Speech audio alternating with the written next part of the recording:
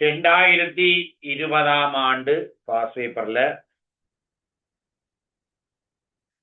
43வது கேள்விக்கு போவோம். கொதிநீராவி முறை வடித்தல், ஸ்டீம் டிஸ்டிலேஷன் என்று சொல்றாங்க.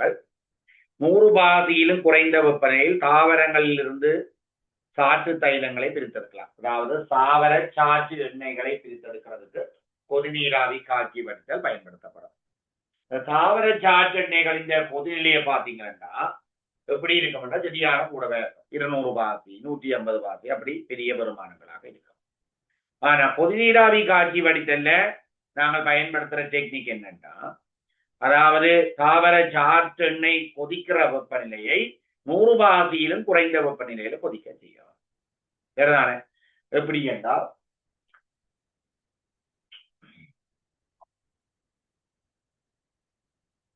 இதுக்குள்ள தாவர சாறு இருக்குது.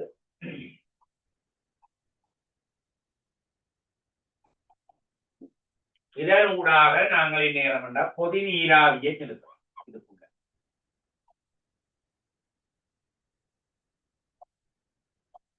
கொதிநீராவி இதுக்குள்ள செலுத்தப்படுது.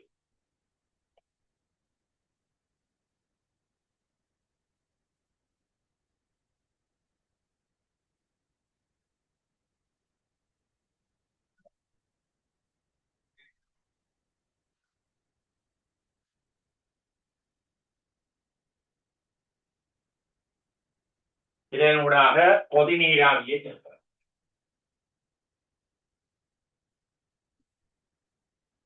கொதிநீராவியை செலுத்தி கொண்டு வெப்பமீட்டுவோம்.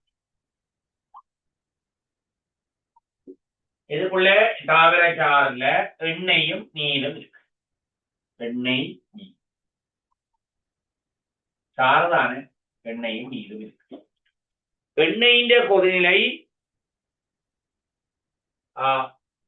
T0 oil என்று போறோம்னா അതിന്റെ கொதிநிலை புள்ளி T0 oil 120 பாகதி என்று வைக்கும். நீரின் கொதிநிலை 100 பாகதி. அதாவது நீரின் கொதிநிலை எப்ப 100 பாகதியா இருக்கும்டா, நீரின் நிரம்பலாவிய முக்கம் சச்சுரேட்டட் வேப்பர் பிரஷர் வந்து അതിന്റെ வெளிய முக்கத்துக்கு எக்ஸ்டர்னல் பிரஷருக்கு ஈக்குவலா வர வெப்பநிலை 100 பாகதி. அதே மாதிரி ஒயிலிന്റെ நிரம்பலாவிய முக்கம் வளிமண்டல முக்கத்துக்கு சமனாவார வெப்பநிலை 120 பாகதி. இப்ப இதுல கொதிநீராவிய பயன்படுத்தி கொதிக்க வைக்க என்ன நடக்கும்டா, கலவை கொதிக்கிற வெப்பநிலை சும்மா சொல்றேன் 60 பாகதியாக இருக்கு. ஏன் 60 பாகதியா இருக்குன்னா, ஒயிலிന്റെ ஆவிய முக்கம் 120 பாகதி தான் ஒரு ஏடிஎம் இருக்கும். ஏன்னா அப்பதான் ஒரு ஏடிஎம்ன்றது வளிமண்டல முக்கம். வளிமண்டல முக்கம் ஒரு ஏடிஎம் என்று எடுப்பான். இப்ப 120 பாகதி வெப்பநிலை ஒரு ஏடிஎம் முக்கம் இருக்கும். அப்ப 60 பாகதியில இதுல வர P0 oil எவ்வளவு இருக்கும்டா, P0 oil எவ்வளவுடா 0.6 ATM. சரியான வருமானம் இல்லை, சும்மா ஒரு அண்ணளவு பிரமாணமாக போகும். 0.6 ATM. இதுல இருக்கிற P0 H2 அமுக்கம் எவ்வளவு இருக்கும்டா, P0 H2. இதுல என்ன இருக்கு, ஒயிலும் இருக்குது H2வும் இருக்கு. ரெண்டும் சமநிலையில இருக்கு. H2 அமுக்கம் என்னவா இருக்கும்டா, 100 பாகதியில நீரின் ஆவிய முக்கம் ஒரு ஏடிஎமாக இருக்கும். 60 பாகதியில 0.6 ஏடிஎமாக இருக்கும். இதுல ஒரு பிளவு இல்லையா, 60 பாகதியில 0.5 ஏடிஎம் என்று போடும். 0.5 ஏடிஎம்.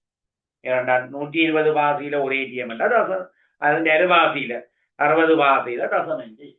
ஆகவே இந்த மொத்த அமுக்கம் இவ்வளத்தையும் கூட்டினா மொத்த அமுக்கம் P total வந்து 0.5 ATM சக 0.6 ATM. அது சம 1.1 ATM. அதுல எப்படி இருக்குண்டா, ஒரு ATM விட கூட வேண்டும், வளிமண்டல அமுக்கத்தை விட கூட வேண்டும். வளிமண்டல அமுக்கத்தை விட கூடவாக இருக்கு. ஒரு கலவை எப்ப கொதிக்கும், അതിന്റെ கலவையால வர மொத்த ஆவிய முக்கம் வளிமண்டல அமுக்கத்துக்கு சமனாவரை கூடி. அப்ப ஒரு ஏடிஎம் அமுக்கத்தை விடவே ஒன்று கலவையின் மொத்த ஆவிய முக்கம் 1.1 ஏடிஎமாக இருக்கு. ஆகவே கலவை ஒதுக்கிற வெப்பநிலை கிட்டத்தட்ட 58 பாகதி அப்படி இருக்கு. 58 55 இது 50க்கும் 60க்கும் இடையில. ஏனென்றால் 50க்கும் 60க்கும் இடைப்பட்ட ஒரு வெப்பநிலையில ஒயிலின்றையும் நீரின்றையும் முத்தாவிய முகம் வளிமண்டல முகத்துக்கு சமனாக விரைக்க என்ன செய்யும்? கொதிக்கும். ஆகவே கலவை கொதிக்கிற வெப்பநிலை எப்படி இருக்கும்? கொதிராவி காட்சி வருத்தல்ல கொதிநிலை குறைந்த கூறின் கொதிநிலையை விட குறைவான வெப்பநிலையை கொதிக்கும். கொதிராவி காட்சி வருத்தல்ல கொதில கூடிய கூறு தாவர சாற்று எண்ணெய், கொதிலை குறைந்த கூறு நீராவி. ஆகவே தாவர சாற்று எண்ணெயின் கொதிநிலை 100 பாசியை விட கூட, நீரின் கொதிநிலை நியம கொதிநிலை 100 பாசி. ஆகவே கலவை கொதிக்கிற வெப்பநிலை 100 பாசியை விட குறைவான வெப்பநிலையாக இருக்கும். ஆகவே 43வது கேள்விக்கு வாங்கோ. கொதிநீராவி முறை வடித்தல் மூலம் 100 பாசியிலும் குறைந்த ஒரு வெப்பநிலையில் தாவரங்களில் இருந்து சாற்று தைலங்களை பிரித்தெடுக்கலாம். சரி, சாற்று தைலத்தினதும் நீரினதும் கலவை கொதிக்கும் வெப்பநிலையில் தொகுதியின் மொத்தாவிய முகம் வளிமண்டல முகத்திலும் குறைவாகும். தொகுதியின் மொத்தாவிய முகம் வளிமண்டல முகத்துக்கு சமனா வரைக்கான ஒரு கலவை நீர் கொதிக்கும். ஆகவே முதலாவது கூற்று சரி, இரண்டாவது பிழை. 44வது கேள்வி. ஒரு தரப்பட்ட வெப்பநிலையிலும் அமுக்கத்திலும் வேறுபட்ட இலட்சிய வாயுக்களின் மூலர் கனவளவுகள் ஒன்றிலிருந்து ஒன்று வேறுபட்டன. மூலர் கனவளவுன்றது நியம வெப்ப அமுக்கத்துல எவ்வளவு இருக்கும்? 22.414 டெசிமீட்டருக்கு மூல் -1. அது மாறாது. ஆகவே முதலாவது கூற்று பிழை. சைவர் வாதியிலும் ஒரேடியம் அமுக்கத்திலும் ஒரு இலட்சிய வாயுவின் மூலர் கனவளவு 22.4 டெசிமீட்டருக்கு மூல் -1. சரி, அது ஒரு குறித்த இலக்கிய வாயுவா இருக்கலாம், வேறுபட்ட இலக்கிய வாயுக்களாக இருக்கலாம். மூலர் கனவளவை அது மாறாது. அதாவது ஒரு மூல் வாயுக்குரிய கனவளவு சைபர் வாதியிலும் ஒரேடியம் அமுக்கத்திலும் 22.4 தான் இருக்குமே ஒழிய இலக்கிய வாயுக்கள் மாறுறதால அது மாற்றம் அடையாது. சரிதானே? ஆகவே முதலாவது பிழை, இரண்டாவது சரி. 4வது விடை. ஒரு C+C பிணைப்புள்ள எல்லா தீர்வைகளும் ஈர்வழி மைய சமபகுதிய தீர்வை காட்டுகின்றன. ஈர்வழி மைய சமபகுதியம் என்றா என்ன? பொருள் ஆடி பிம்ப தொடர்பை காட்டாத, பொருள் ஆடி பிம்ப தொடர்பை காட்டாத திண்ம சமபகுதியங்களை தான் ஈர்வழி மைய சமபகுதியங்கள் என்று நாங்க சொல்றோம். பொருள் ஆடி பிம்ப தொடர்பு இருக்கக்கூடாது, ஆனால் அது ஒரு திண்ம சமபகுதியமாக இருக்கக்கூடாது. இப்ப சமச்சீரற்ற மூலக்கூறும் அதன் ஆடி பிம்பமும் எதிரொருக்கள் என்று சொல்றாங்க. என்ன? சமச்சீரற்ற மூலக்கூறும் அதன் ஆடி பிம்பத்தையும் நாங்கள் எதிரொருக்கள் என்று சொல்றாங்க. அப்ப எதிரொருக்கள் ஈர்வழி மைய சமூதியங்களாக இருக்க முடியாது. ஏனென்றா எதிரொருக்களுக்கு இடையே பொருள் ஆடி பிம்ப தொடர்பு இருக்கு. எதிரொருக்கள்ல 2 சமூதியங்கள் பார்க்கிறாங்க. ஒன்று டி சமபோதியம், மற்றது எல் சமபோதியம். டி இன்றைய ஆடி பிம்பம் தான் எல், எல் இன்றைய ஆடி பிம்பம் டி. அப்ப டிஎல் சமபோதியங்களுக்கு இடையே என்ன இருக்கு பிள்ளைகள்? பொருள் ஆடி பிம்ப தொடர்பு இருக்கு. சரிதானே? ஆகவே ஒரு சமச்சீரற்ற காவனை கொண்ட, சமச்சீரற்ற காவனை நாங்கள் கைரல் காவனன்னு சொல்லுவோம். ஒரு சமச்சீரற்ற காவனை கொண்ட மூலக்கூறுகள் ஈர்வழி மைய சமூதியங்களாக இருக்காங்க. சரிதானே?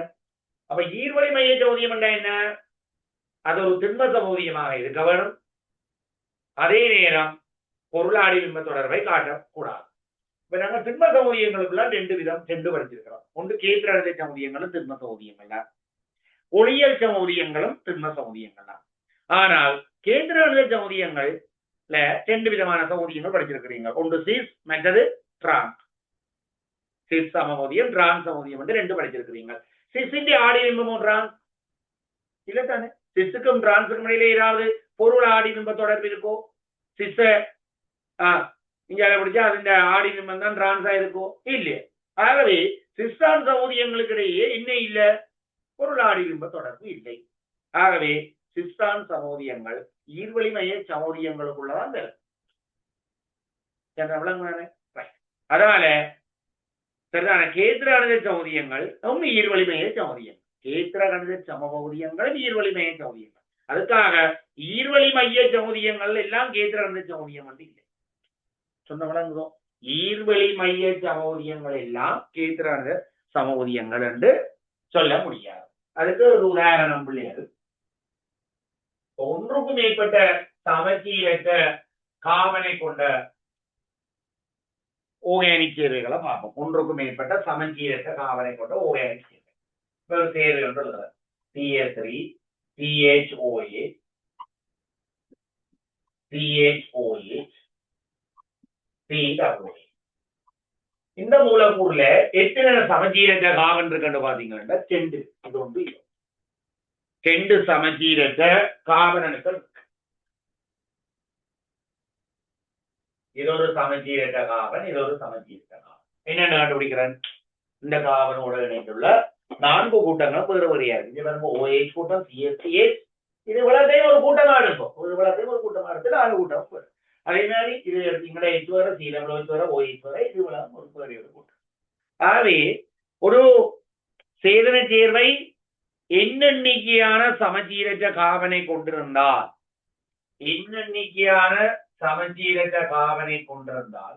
எத்தனை ஒளியியல் சௌரியங்களை காட்டும் என்றா 2 எண்ணாம் அடுக்கு ஒளியியல் சௌரியம். 2 எண்ணாம் அடுக்கு அது சமன் 2 4 ஒளியியல் சௌரியங்களை காட்டும். 4 ஒளியியல் சௌரியம்,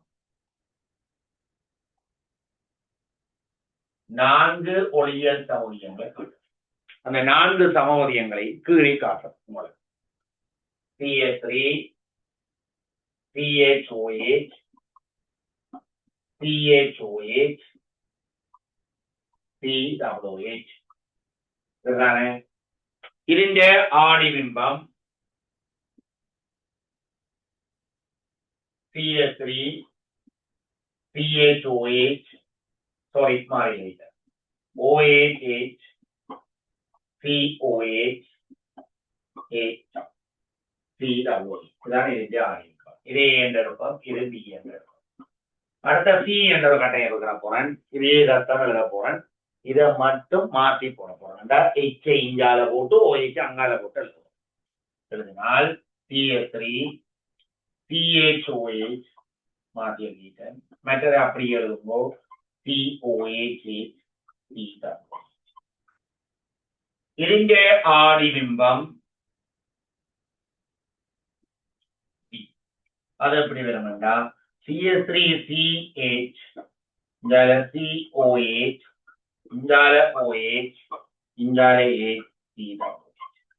பிள்ளைகள் இதுல பாத்தீங்கன்னா இந்த AD PD இடையில என்ன தொடர்பு இருக்கு? பொருள் ஆடிபிம்ப தொடர்பு இருக்கு. A ന്റെ ஆடிபிம்பம் தானே D, அதே மாதிரி C ന്റെ ஆடிபிம்பம் தானே D. அப்ப Aயும் Bக்கும் இடையில பொருள் ஆடிபிம்ப தொடர்பு இருக்கு. அதனால Aயும் Bயும் Cயும் Dயையும் நாங்கள் என்னன்னு சொல்லுவோம்டா எதிரொடுக்கள். என்னன்னு சொல்லுவோம்? எதிரொடுக்கள். AC Aயையும் Cயையும் எடுங்கோ, Aயையும் Dயையும் எடுங்கோ, BCயை எடுங்கோ, Bயையும் Dயையும் எடுங்கோ. இதுகளை நாங்கள் என்னன்னு சொல்லுவோம்டா ஈர்வழி மைய சமோரியம். என்னன்னு சொல்லுவோம்? ஈர்வழி மைய, அதாவது இங்கிலீஷ்ல டயஸ்டீரியோ ஐசோமர்ஸ், இதை இனன்சியோமர்ஸ் என்று சொல்லுவோம். அப்ப ஈர்வழி மைய சமோரியம், சமபகுதியம், டயஸ்டீரியோ ஐசோமர்ஸ். அப்ப இதை ஈர்வழி மைய சௌரியங்கள்ல ஒளியியல் சௌரியங்களும் இருக்கு. இதெல்லாம் ஒளியியல் சௌரியங்கள். எத்தனை ஒளியியல் சௌரியங்கள்? 4 ஒளியியல் சௌரியங்கள், 4 திண்ம சமபகுதியங்கள். ஆனால் இந்த ஜோடிகள் ஈர்வழி மைய சமோரிய ஜோடிகள். ஆகவே ஈர்வழி மைய சௌரியங்களுக்குள்ள ஒளியியல் சௌரியங்களும் வரும், கேத்திரண சௌரியங்களும் வரும். சரிதான்? அதால ஈர்வழி மைய சௌரியங்கள் சௌரியம் என்ற டெபினிஷன்ல கேத்திரண சௌரியம் என்றோ ஒளியியல் சௌரியம் என்றோ வரக்கூடாது. அப்ப என்னண்டு வர வேணும்?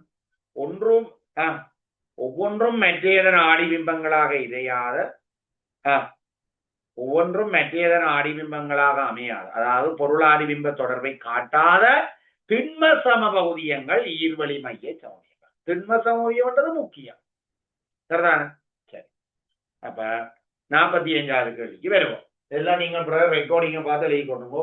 ஒரு கேள்விக்கு எழுத கேட்டா இன்றைக்கு 2 கேள்வி தான் நான் செய்யலாம். சரிதானே? ரெக்கார்டிங் எழுதுவது தானே, திருப்பி கேட்டுட்டு திருப்பி போட்டு உங்களுக்கு நோட் பண்ற விஷயங்களை நோட் பண்ணி கொள்ளுங்க. சரிதானே? ரைட். அப்ப ஒரு C+C பிணைப்பை உள்ள எல்லா சேர்வைகளும் ஈர்வழி மைய சமபகுதிய சேர்வை காட்டுகின்றன. கார்பன் கார்பன் திட்ட பிணைப்பை இருந்தால் ஈர்வழி மைய சமபகுதிய சேர்வை காட்டுமோ? இல்ல. கார்பன் கார்பன் திட்ட பிணைப்பு இருக்கணும். திட்ட பிணைப்பு கார்பனுக்கு இணைக்கப்பட்ட கூட்டங்கள் வேற வேறையா இருக்கும். கேத்திர சமதியத்தை காட்டினால் அது ஈர்வலிமைய சமதிய தொடர்பை காட்டும். இப்ப வேற C double bond C CH3 H CH3 Br இங்க CH3 கூட ஒரே பக்கமா வருது 6 ன்னு சொல்லுவோம். இது கேத்திர சமதியத்தை காட்டும். இரட்டை பிணைப்பு காவல இதுவும் வேற இதுவும் வேற கேத்திர சமதியத்தை காட்டும். இதுக்கு இன்னும் ஒரு கட்டாயப்படுத்தலாம். CH3CH double bond CBr CH3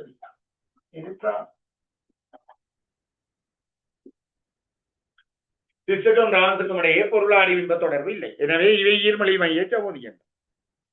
இப்ப 45வது கூட்டில பாருங்க, ஒரு C double bond C பிணைப்புள்ள எல்லா சேர்வைகளும் ஈர்வழி மைய சமோதிய சேர்வை காட்டப்பட்டது கூட. டபுள் பாண்ட் காவன்றதை மட்டும் காணுமோ?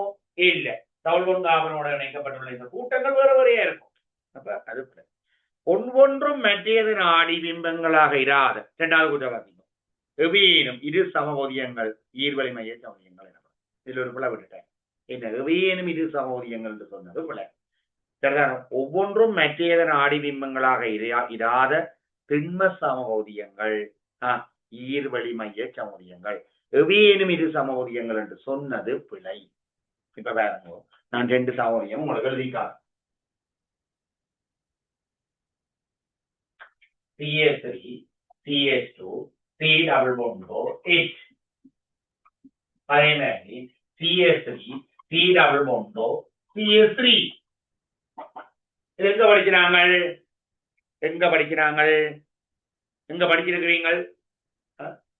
படிக்கிறாங்க? கட்டமைப்பு சமபோதியங்கள்ல தொழிற்பாட்டு கூட்ட சமோதியங்கள் என்ற வடிவத்தில் படிச்சிருக்கிறீங்க. ஞாபகத்துக்கு கட்டமைப்பு சமோதியங்கள் 3 வகைப்படும். சங்கிலி சமோதியங்கள், நிலை சமோதியங்கள், தொழிற்பாட்டு கூட்ட சமோதியங்கள். அதாவது chain isomers, position isomers, functional group isomers. அப்ப நான் இதுல என்ன எழுதியிருக்கிறேன்? ஃபங்க்ஷனல் குரூப் ஐசோமர்ஸ் எழுதியிருக்கிறேன். அதாவது தொழிற்பாட்டு கூட்ட சமோதியம். இது ஆடி பிம்பமாயிரு இல்லத்தானே? அப்ப இவைக்கிடையில பொருளாடி பிம்ப தொடர்பு இல்லத்தானே? இது 2 பேருக்கு முடியல. அதனால இது ஈர்வழி மைய சமோதியம் என்று சொல்றது. அது எதுக்கு ஈர்வழி மைய சமோதியம் என்ற விடயம் எங்க ஆராயப்படுது? திண்ம சௌதியங்களுக்குள்ளதான் ஆராயப்படுது. சும்மா சௌதியங்களுக்கு நாங்கள் ஈர்வழி மைய சௌதியங்கள் கண்டபடி பேர் வைக்கக்கூடாது. இதுக்கிடையில பொருளாதார பிம்ப தொடர்பு இல்லை தானே? அப்ப இவை ஈர்வழி மைய சௌதியங்கள் என்று சொல்லலாம் தானே என்று நீங்க கேட்பீங்க. அப்படியெல்லாம் கேட்கக்கூடாது.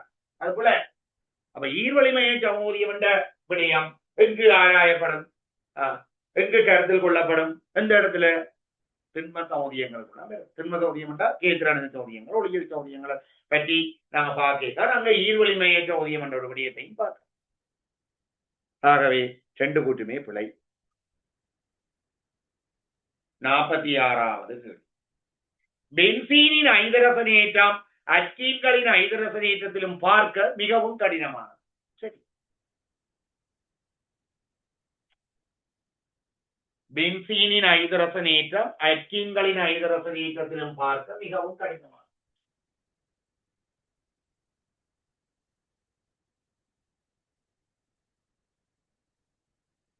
ஏனெண்டா பென்சீன் பாத்தீங்கன்னா இதுதான் பென்சீன் கட்டளை.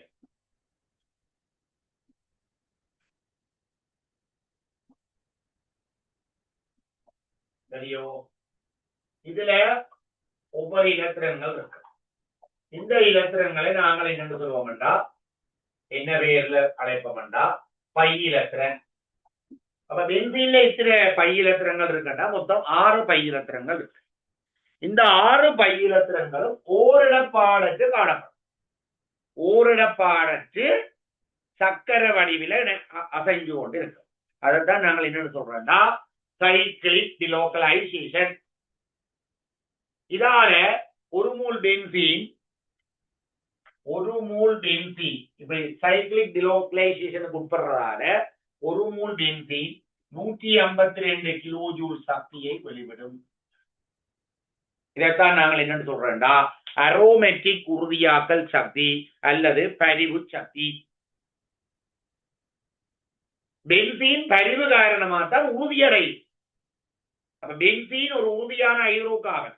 அதுக்கு என்ன காரணம்டா, ஆல்கீன் அல்கைன் அட்கைன்களோட ஒப்படைக்க பென்சீனுக்கு உறுதி.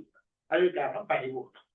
பரிவு என்று சொல்றது இதுல இருக்கிற பயிரக்கங்கள் சக்கர வடிவில் ஓரிடப்பாடத்து காணப்படுகின்ற அந்த நிகழ்வைத்தான் நாங்கள் என்னன்னு சொல்றோம், பரிவு. இங்கிலீஷ்ல ரெசோனன்ஸ் என்று சொல்லுவோம். சைக்கிளிக் லோக்கலைசேஷனுக்கு உட்படும், இங்கிலீஷ்ல சொல்லுவார்கள். சக்கர இணைதலுக்கு உட்படும், தமிழ்ல சொல்லுவார்கள். சக்கர இணைதல் அல்லது சைக்கிளிக் லோக்கலைசேஷனுக்கு உட்படும். அப்படி உட்படுவதன் மூலம் இதுல இருக்கின்ற 6 பையிலத்திரங்களும் எப்படி இருக்கும், ஓரிடப்பாடத்து காணப்படும்.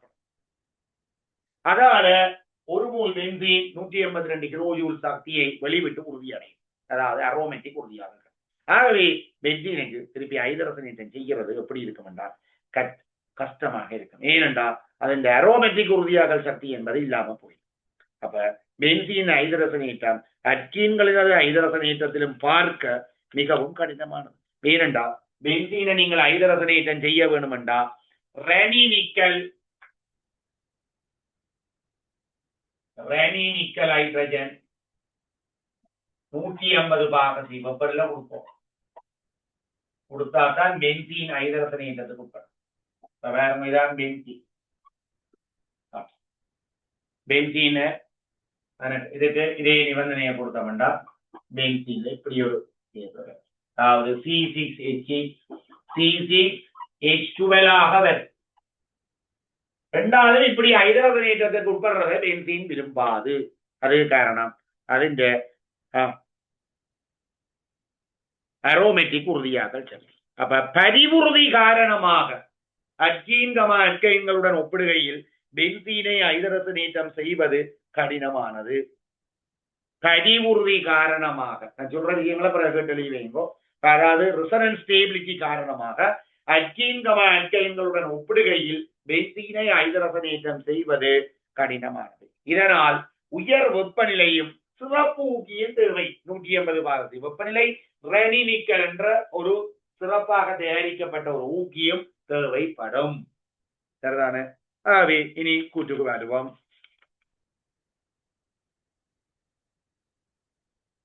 பென்சீனின் ஐதரசனேற்றம் அட்கீன்களின் ஐதரசனேற்றம் பார்க்க மிகவும் கடினமானது. அது காரணம் பரிவுறுதி. ஐதரசனை பென்சீனுடன் சேர்ப்பதன் விளைவாக அரோமேட்டிக் உறுதியாக்கல் இழக்கப்படுகிறது, அதாவது பரிவுறுதி இல்லாமல் போகும். அப்படி ஐதரசனேற்றத்துக்கு உட்பட்டா பரிவுறுதி செஞ்சுகள். இங்கே சைக்கிளிக் டிலோக்கலைசேஷன் இருக்கா, இது எப்படி இருக்கும், CH2 இப்படி இருக்குதான். CH2 CH2 CH2 CH2 CH2 இப்படித்தான் இருக்கும். அங்க என்ன இல்லை, பரிவில்லை. ஆகவே சரி தகுந்த விளக்கம். அதான் பென்சீனை நிலத்திருநாட்ட கூட்டல் தாக்கத்துக்கு உட்படுவதில்லை என்று கேட்டாலும் பென்சீன் நிலத்திருநாட்ட கூட்டல் தாக்கங்களுக்கு உட்படுவதில்லை, அட்கீன்கள் உட்படும். பென்சீன் நிலத்திருநாட்ட கூட்டல் தாக்கங்களுக்கு உட்படுவது இல்லை என்று முதலாவது கூட்டு போட்டால் பென்சீன் இலத்திரநாட்டல் கூட்டல் தாக்கத்துக்கு உட்படுமாயின் அரோமேட்டிக் உறுதியாக்கல் இழக்கப்படும், அதாவது அரோமேட்டிக் உறுதியாக்கல் சக்தி இல்லாமல் போகும். சரிதானா? அப்ப பென்சீனின் இலத்திரநாட்ட கூட்டல் தாக்கத்துக்கு உட்படுவதில்லை என்றால் பென்சீனின் அரோமேட்டிக் உறுதியாக்கல் சக்தி என்ன செய்யும், இல்லாமல் போறதால்தான் பென்சீன் இலத்திரநாட்ட கூட்டல் தாக்கத்துக்கு உட்படுவதில்லை, இல்லாமல் போகும். சரிதானா? சரி பிள்ளை. சல்பூரிக் அமில உற்பத்தியில் SO3 வாயுக்கும் நீருக்கும் இடையிலான தாக்கம் அகவெப்ப தாக்கமாகும். பொதுவாக வாயுக்கள் நீரில் கரையும் தாக்கங்கள் எல்லாமே புறவெப்ப தாக்கங்கள். கண்டு தெரிஞ்சு வச்சீங்கன்னா கண். வாயுக்கள் நீரில் கரையும் தாக்கங்கள் எல்லாமே புறவெப்ப தாக்கம். இப்ப பாருங்கோ, புறவெப்பத்துக்குரியதும் மேலும் தாக்கமாக இருக்கும். SO3 gas சக H2O liquid.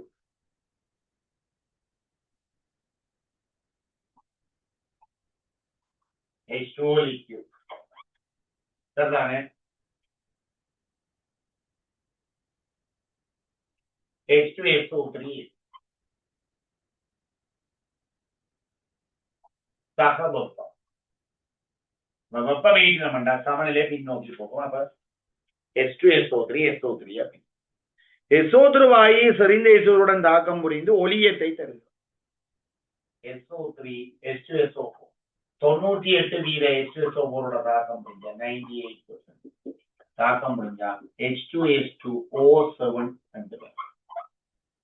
H2SO4 தயாரிப்பில் பிள்ளைகள் வந்து SO2O2 தாக்கம் புரிஞ்சு SO3 வேணும்.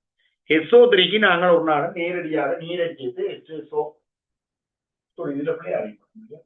H2SO4 தயாரிக்கிறது இல்லை. சரிதானே? H2SO4 தயாரிக்கிறது இல்லை.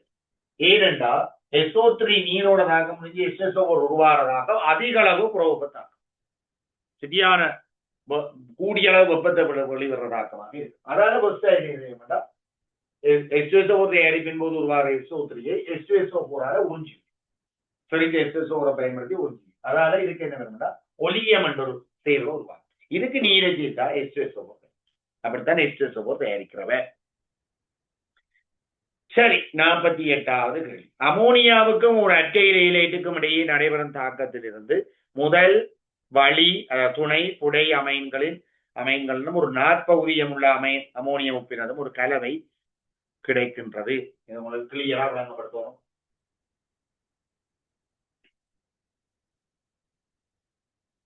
அமோனியா ஒரு அட்டை இலைட்டோட தாக்க முடியும். CH3Cl முதல் HCl நீங்களான CH3NH2 அதுக்கு பிறகு திருப்பி CH3Cl தாக்க முடியும். இது என்ன முதல் அமைன் சரிதானே? அதுக்கு பிறகு CH3Cl தொடர்ந்து தாக்க முடியா CH3NH என்ற அதாவது இதுல இருந்து HCl அகற்றப்படும். Hம் Cl அகற்றப்படும். இதுல இருந்து என்ன வரும்னா இது வலியமை. திருப்பி CH3Cl தாக்கம் புரிஞ்சா என்ன வரும்னா CH3N CH3Cl இது என்ன அமைந்தா புடையமை. திருப்பி CH3Cl தாக்கம் புரிஞ்சா என்ன வரும்னா NCH3 CH3 CH3 CH3 plus Cl minus. இதான் அந்த நாற்பகுதிய என்னன்னு சொல்லி இருக்கு நாற்பகுதியுள்ள அமோனியா உப்பினது கலவை. இதை இப்படியும் எழுதலாம் CH3 4 times N plus Cl minus. இதுல நடக்கிற தாக்கம் கர்நாடக வெளியிட்டுதான் அமோனியா கர்நாடி. பிறகு தாக்கத்தின் போது உருவான முதலமைன் இருக்கிறோம் இது கர்நாடியா தொழிற்பட்டு அச்சையிலோட பிறகு வலியமைன் கர்நாடியா தொழிற்பட்டு அச்சையிலோட தாக்கம் முடிஞ்சு புடையமைன் கர்நாடியா தொழிற்பட்டு இதோட தாக்கம் முடிஞ்சு. ஆகவே இந்த தாக்கம் இப்படி தொடர்ச்சியாக நடக்கிறதுக்கு காரணம் முதலமை வலியமை புடையமை இவைகள் எல்லாமே கர்நாடிகளாக தொழிற்படுகின்றன தான் காரணம். அப்ப அமோனியாவுக்கும் ஒரு அச்சையில இலைட்டுக்கும் இடையே நடைபெறும் தாக்கத்திலிருந்து முதல் வழி புடை அமைன்களும் ஒரு நாற்பகுதியுள்ள அமோனியம் உப்பினதும் ஒரு கலவை கிடைக்கிறது. முதலாவது சரி முதல் துணை புடை அமைன்கள் கர்நாடிகளாக தாக்கம் புரியலாம்.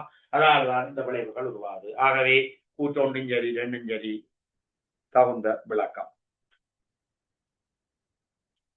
எழுதி போட்டு சொல்லுங்க.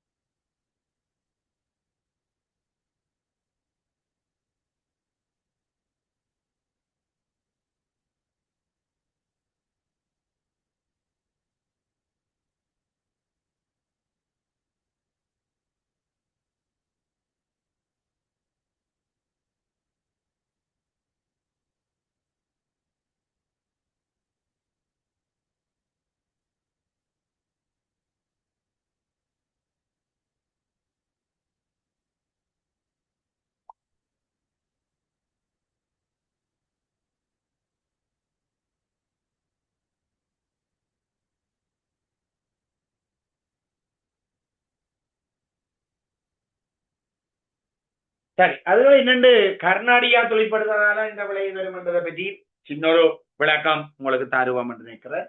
அது என்னண்டு முதல் எல்லாம் கர்நாடியா தொழிற்படுறதா பாருங்கோ.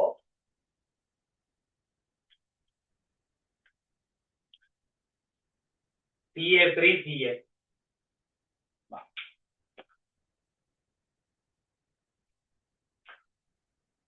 CA3 CS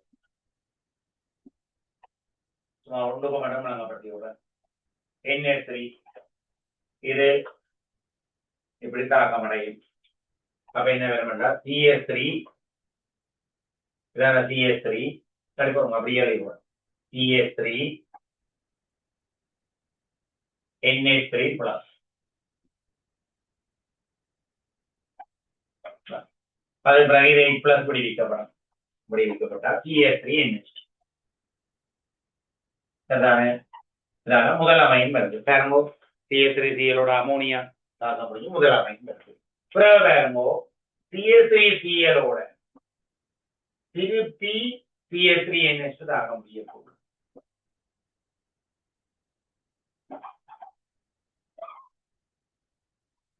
என்ன வரும்? இது கர்நாடியா தொழிற்படுது முதல் அமை. கர்நாடியா தொழிற்பட்டா CA3 NH2 plus CA3 அது பிறகு வெயிட் பிளஸ் அப்படி விற்குது. அப்ப என்ன வரும்? CA3 NH CA3 இப்ப எவ்வளவு இருக்கு நினைக்கிறேன். பிறகு வலியமையின் கர்நாடியா தொழிற்பட்டு தான் புடையமையினத்தை தருகிறது. புடையமையின் கர்நாடியா தொழிற்பட்டு சதுர்க்க அமோனியம் உப்பை தருகிறது. சதுர்க்க அமோனியம் ரைட். அடுத்த கேள்விக்கு போவோம். 49வது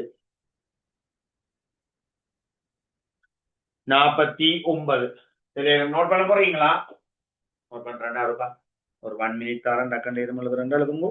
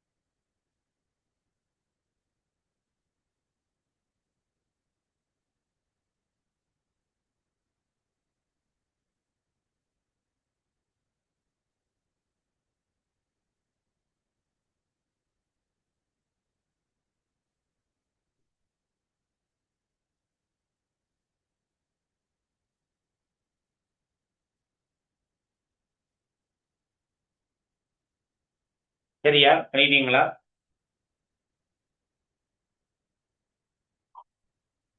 சரி, ஓகே.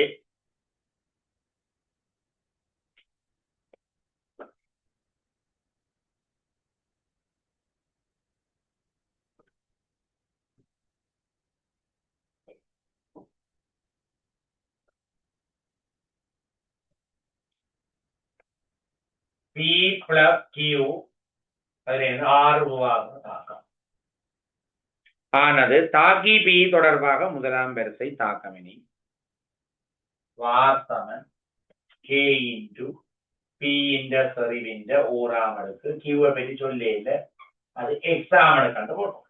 சரிதானே?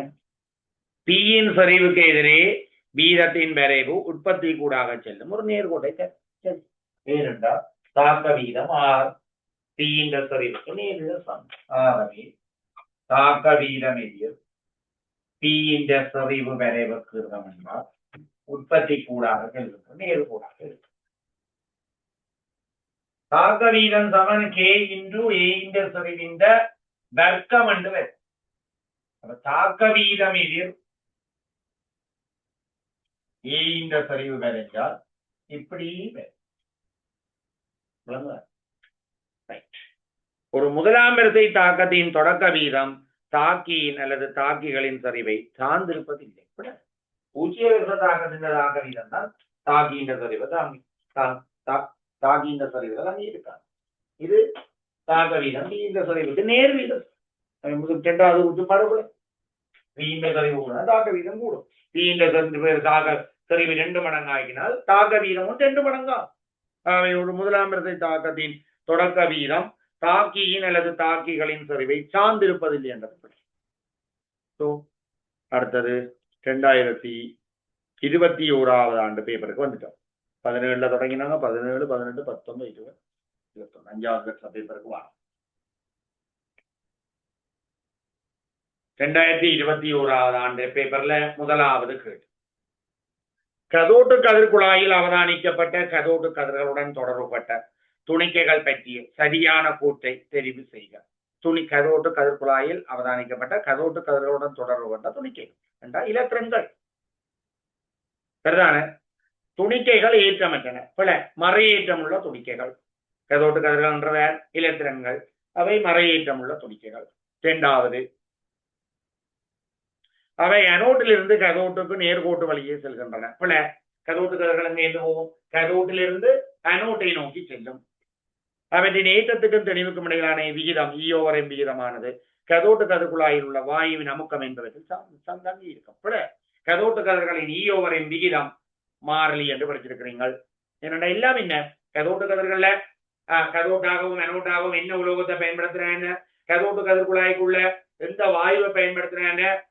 வெளிவருகின்ற கதோட்டு கதிர்கள் E/M பெருமானம் எப்படி இருக்கும்? மாறாத பெருமானமாக இருக்கும். அதாவது 1.76 10 8ஆம் அடுக்கு கூலோம் கிராம் -1 இருக்கும். 1.76 10 8 கூலோம் கிராம் -1 இருக்கும். இது கதோட்டு கதிர்குழாயில் உள்ள வாயுவின் தன்மையிலோ கதோட்டாகவும் அனோட்டாகவும் பயன்படுத்துகின்ற உலோகத்தின் தன்மையிலோ தங்கி இருக்காது. ஏனென்றால் எல்லா சந்தர்ப்பத்திலையும் பாரத ஆர்பிள்ளியல் இலத்திரன்கள். அவை இலத்திரன்கள்ல வித்தியாசமான இலத்திரங்கள் இருக்கோ? இல்லை. இலத்திரங்கள் எல்லாத்துக்கும் ஏற்றத்துங்கள் தெளிவன்ற விகிதம் ஒரே பெருமானத்தில் தான் இருக்கு. ஒரே பெருமானமாக தான் இருக்கும். சரி, அப்ப அது பிழை. அவை செல்லும் திசையை காந்த புலமும் மின்புலமும் பாதிக்கும். சரி, கதோட்டுக்காரர்களின் ஏற்றம் மறையேற்றம் உள்ள துணிக்கைகள். அதாவது ஏற்றமுள்ள துணிக்கைகளின் பாதையை மின்புலமும் காந்த புலமும் பாதிக்கும். புரோத்திரன், இலத்திரன், நியூத்திரன் பாதையை மின்புலம் காந்த புலம் என்னையாது பாதிக்காது. அவற்றுக்கு 4வது சரியான விட, அவற்றுக்கு கதோட்டு கதிர்குழாயில் உள்ள வாயுவை அயனாக்கும் ஆற்றல் கிடையாது. அதாவது கதோட்டு கதிர்குழாயிலே நேர்கதிர்கள் உருவாகும் என்று பார்த்திருக்கிறோம். நேர்கதிர்கள் எப்படி உருவாகும்? கதோட்டு கதிர்குழாயில் உள்ள வாயுக்களோட கதோட்டு கதிர்கள் மோதுறதால நேர்கதிர் உருவாகும். அதே நேரம் நேர்கதிர்களும் கதோட்டு கதிர்குழாயில் உள்ள வாயுக்களோட மோதிய மிச்ச வாயுக்களை நேர்கதிராக மாற்றும். 2 விஷயம் இதுல இருக்கு பிள்ளைய. ஒன்று, கதோட்டு கதிர்குழாயில் உள்ள வாயுக்களோட மோதி அவற்றை நேரேற்றம் உள்ள துணிக்கைகளாக மாற்றும். அந்த நேரேற்றம் உள்ள துணிக்கைகளும் மேலும் ஆழ்நுடுக்கப்பட்டு திருப்பி போய் கதோட்டு கதிர்குழாயில் உள்ள வாயுக்களோட மோதி அவற்றை நேரேற்றம் உள்ள துணிக்கைகளாக மாற்றும். ஆகவே நேர்கதிர்களை உருவாக்குறார்கள் உண்டு, கதோட்டு கதிர்களும் வரும், முதல் உருவான நேர்கதிர்களும் வரும். அடுத்த 2வது கேள்விக்கு போவோம்.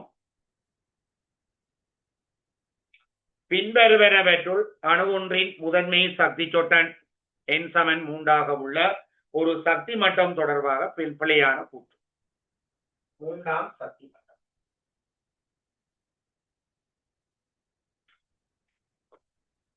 N=3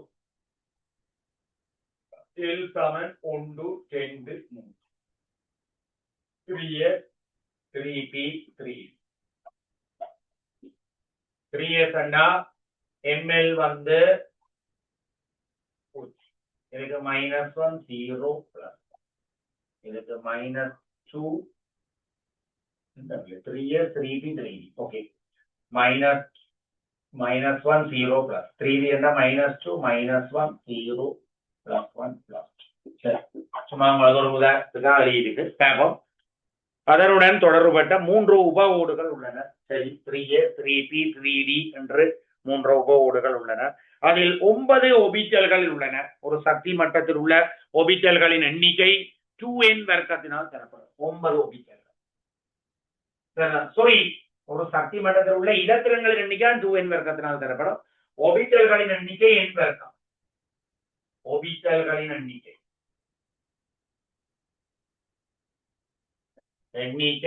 n வர்க்கத்தினால் தரப்படும். இலத்திரங்களின் எண்ணிக்கை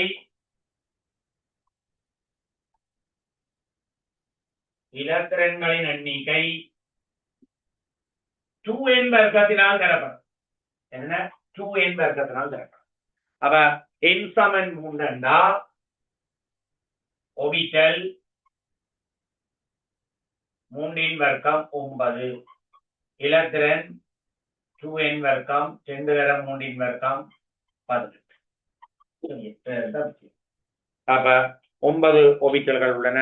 உயர்ந்தபட்சம் 18 இலத்திரங்கள் இருக்கக்கூடும். சரி அதில் கோண உந்த சக்தி சொட்டன் L சமன் 10 உடைய உயர்ந்தபட்சம் 10 இலத்திரங்கள் இருக்கும். L சமன் கோண உந்த சக்தி சொட்டன் அல்லது திசைவின் சக்தி சொட்டன் L சமன் 10 L சமன் 10ல 10 உள்ள இலத்திரங்கள் L சமன் 10 L சமன் ஐயோ சில பிள்ளையாடி போட்டேன் பிள்ளையாடி நீங்களும் கவனிக்கல இதுல 0 1 3 என்ன 0 தான் 3s 1 3b 10 3 ஆகவே L சமன் 10 3 3d ஐ கொண்ட இலத்திரங்கள் 10. ஏனென்றால் d சக்தி மட்டத்தில் எத்தனை இலத்திரம் இருக்கலாம் 10. அப்ப L சமன் 10 ஐ கொண்ட 10 இலத்திரங்கள். L சமன் 1 ஐ கொண்ட இலத்திரங்கள் 6 d சக்தி மட்டத்துல 3 ஒபிட்டல்கள். என்ன பிள்ளைங்க 3 ஒபிட்டல்கள். ஒரு ஒபிட்டல்ல 2 இலத்திரம் 6 இலத்திரம்.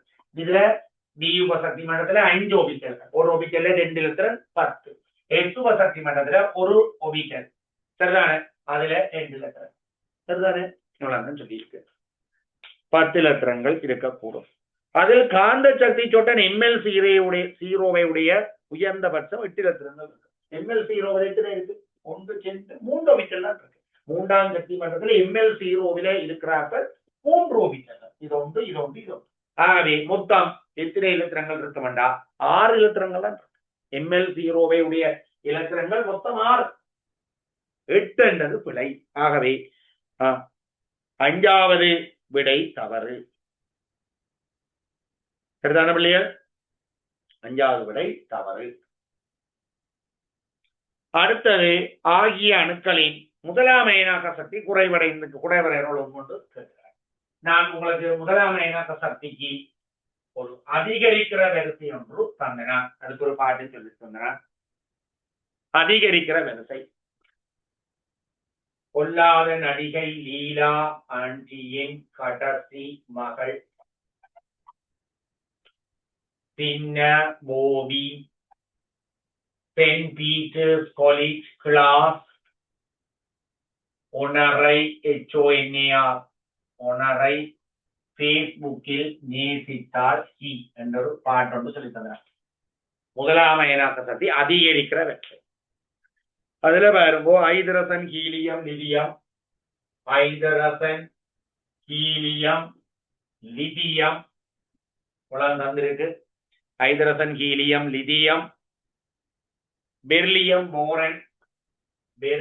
போரன் அடுத்தது தந்திருக்கு சோடியம். எங்களுக்கு முதலாம் அயனாக்க சக்தி குறைகிற வரிசைகள் இருக்கு. Neon hydrogen beryllium போரன் lithium sodium என்ற ஓடர்ல குறையும். ஆகவே பொருத்தமான விட helium hydrogen beryllium போரன் lithium sodium 2வது விட. சோ இது இந்த வரிசை தெரிஞ்சிருந்தால் அயனாக்க சக்தி சம்பந்தமான கேள்விகள் எல்லாம் நீங்கள் செய்வீங்கள். அது பாடமாக்கி வச்சிருங்கோ. இதுக்கு நான் என்ன பாட்டு சொன்னேன்றத ரெக்கார்டிங்க திருப்பி ரிப்பீட் பண்ணி பாருங்க. 4வது கேள்விக்கு போவோம். சரியா ரைட்.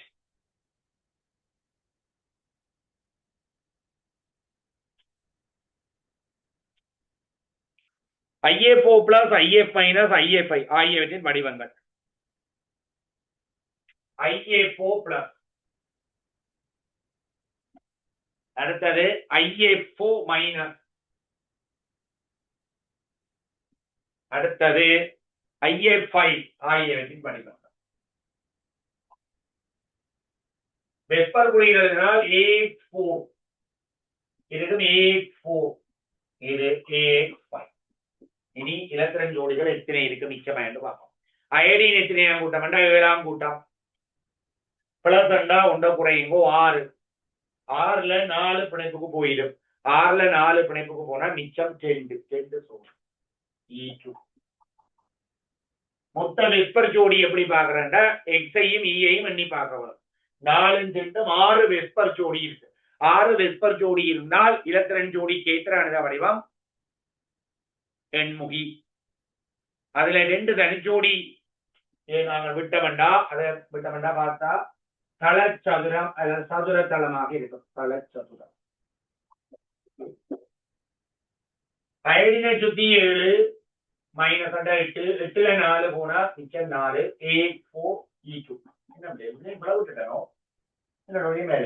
அயடினை சுத்தி 7, பிள்ளை விட்டேன் சாரியா. அயடினை சுத்தி 7 பிளஸ் குறையும்போ 6. 6ல 4 போனா ஒரு சோடி. A4 E என்றா பாருங்கோ எத்தனை வெப்பர் ஜோடி என்றால் 4 5. 5 வெப்பர் ஜோடி. 5 வெப்பர் ஜோடி என்றா இலத்திரன் ஜோடி கேத்திரான வடிவம் முக்கோண இருகும்பம். முக்கோண இரும்பத்துல ஒரு தனிஜோடியை விட்டா என்ன வடிவம்டா சீசோ நிறுத்தாடு வலை. இது தளச்சதுரம். இதைத்தான் நான் முதல் பார்த்தேன், தளச்சதுரம். இது அயடினை சுத்தி 7, 7ல 5 போனா மிச்சம் 10. E1. அப்ப வெப்பர் ஜோடி 5 கொண்டும் 6 இருக்கு. 6 வெப்பர் ஜோடி என்ற இலத்திரன் ஜோடி கேத்திரான வடிவம் வெண்முகி. அதுல ஒரு தனிச்சோடியை விட்டீங்களா வடிவம் சதுர கும்பகம். விட சீசோ தளச்சதுரம் சதுர கும்பகம் முதலாவது விட.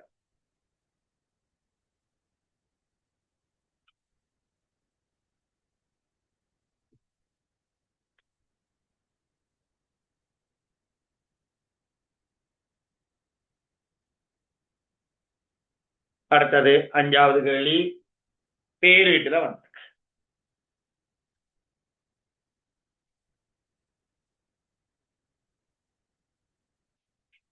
பேரீடு H2N CH2 CH2 CHOH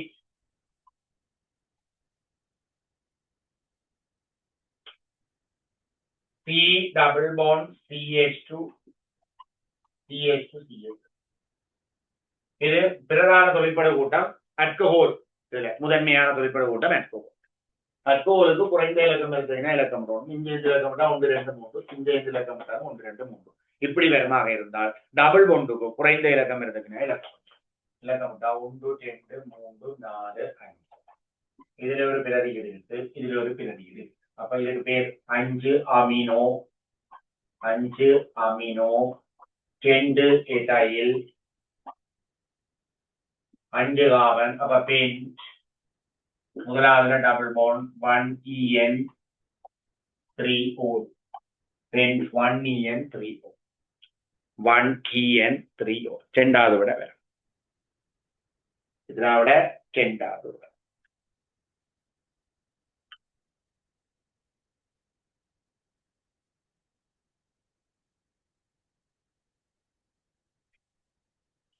சரிதானே? அதுக்கு நீங்கள் நேரடியாக பார்த்துக் கொள்ளுங்கள். 6வது கேள்விக்கு போவோம். கொதிநிலைகள் தொடர்பாக பின்வரும் கூற்றுகளில் சரியானது. N2ஆனது NOவிலும் பார்க்க உயர்ந்த கொதிநிலை. சம இலத்திரங்களை கொண்டிருந்தால் முனைவற்ற மூலக்கூறிலும் பார்க்க முனைவுள்ள மூலக்கூறுக்கு கொதிநிலை கூட. சம இலத்திரங்களை கொண்டிருந்தான் N2வும் NOவையும் எடுப்போம். நைட்ரஜனுக்கு அணுவன் 7, 14 இலத்திரம்.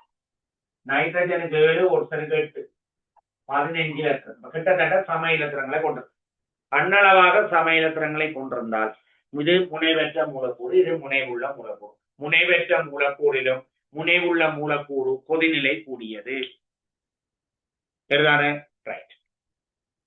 PA3 ஆனது NH3 பார்க்க உயர்ந்த கொதிநிலை உடையது. இப்படித்தான் வரும் கொதிநிலை வரை. 15 NH3 PA3 ASH3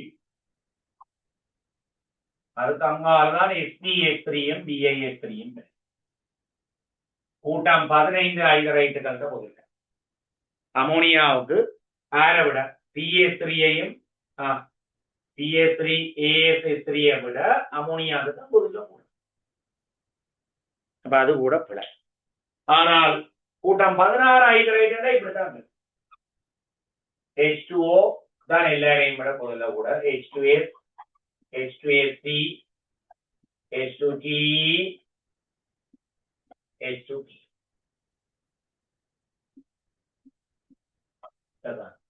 கூட்டம் 16 ஹைட்ரேட். அதனால கூட்டம் 17 என்றாலும் இப்படித்தான் HF HCl HBr HI கொதிநிலை. அமோனியாவுக்கு மட்டும்தான் எல்லா கூட்டம் 15 ஹைட்ரேட்டுகள் எல்லாத்துலயும் அமோனியா கொதிநிலை கூட வேண்டாம். அப்படி அமோனியாவுக்கு எல்லாரையும் விட கொதிநிலை கூடவா வேணாம். சரிதானே? அப்ப இது தெரிஞ்சு வச்சிருங்க. செனரானது கிரிப்டனிலும் பார்க்க உயர்ந்த கொதிநிலை உடையது. Helium, neon, argon, krypton, xenon, radon இந்த ஓர்டர்ல கொதிநிலை கூடும். ஏனென்றால் இது எல்லாரும் முனைவற்ற அணுக்கள்.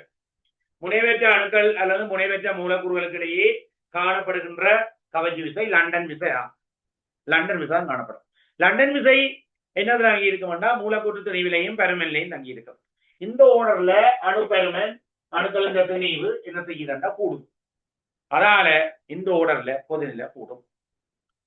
அப்ப செனனானது கிரிப்டனிலும் கொதிநிலை கூடியது. ஏனண்டா அணுப்பெருமன் கூடுகிறது, அடுத்தது திணிவு கூடுகிறது, அணுத்திணிவு கூடுகிறது. லண்டன் விசையின் வலிமை கூடுகிறது. ஆகவே கொதிநிலை ஏன் கொதிநிலை கூடுது? லண்டன் விசையின் வலிமை கூடுது. ஏன் லண்டன் விசையின் வலிமை கூடுது? பெருமன் கூடுது, திணிவு கூடுது. ஹீலியத்தின் அணுத்திணிவை விட நியோனுக்கு அணுத்திணிவு கூட. அப்ப திணிவு பெருமன் கூடுறதால லண்டன் விசையின் வலிமை கூடுகிறது. அதால கொதிநிலை கூடுகிறது. நாலாவது CH3 CH2OH ஆனது CH3 CH2 CH2OH பார்க்க உயர்ந்த கொதிநிலை உடையது. எதனோலை விட முதலாவது எதனோல், அடுத்த சேர்ற புரோப்பனோல். எதனோல் மெதனோல் எதனோல் புரோப்பனோல் பியூட்டனோல் பெண்டனோல் அண்டு போக கார்பன் எண்ணிக்கை கூட கூட இந்த மூலக்கூட்டு திணிவு கூடும். அதால கொதிநிலை கூடும். அதே அந்த கூட்டுப்புல. அஞ்சாவது ஒரு MCQல பாக்குறாங்க. அட்கைன்கள்ல நீண்ட கார்பன் சங்கிலியாக இருக்கிற அட்கைன்களுக்கு தான் அதிக அளவு கிளைக்கப்பட்ட அட்கைன்களை விட கொதிநிலை கூடும். அப்ப பாருங்க, அஞ்சாவதுல ரெண்டுக்கும் ஒரே மூலக்கூற்று சூத்திரம். அஞ்சாவது வரையில உள்ளாங்க. அதாவது ஒரு ஆள் CH3 CH CH3 CH3 என்று இருக்கிறேன். அடுத்தவர் எப்படி இருக்கிறேன்? CH3 CH2 CH2 CH3 என்று இருக்கிறேன். ரெண்டுக்கும் ஒரே மூலக்கூற்று சூத்திரம். ஆனால் இந்த கார்பனை விட இந்த சேர்வையை இந்த அட்கைன்களை விட இந்த அட்கைன்களுக்கு பெருமன் கூட மேற்பரப்பின் அளவு கூட. அதாவது இப்படி கிளையாக இருக்கிறத விட இப்படி நீண்ட கார்பன் சங்கிலியாக இருந்தால் மேற்பரப்பின் அளவு கூட பெருமன் கூட. மேற்பரப்பின் அளவு கூடினால் லண்டன் விசையின் வலிமை கூடும். அதால கொதிநிலை. அப்ப அஞ்சாவது கூட்டும் பிழை. தூமிதையில் புறப்பீனை விட நியூட்டனுக்கு தான் கொதிநிலை. ஆவே சரியான விடை மூன்றாவது. 6 கேள்வி செய்திருக்கிற சரிதானே?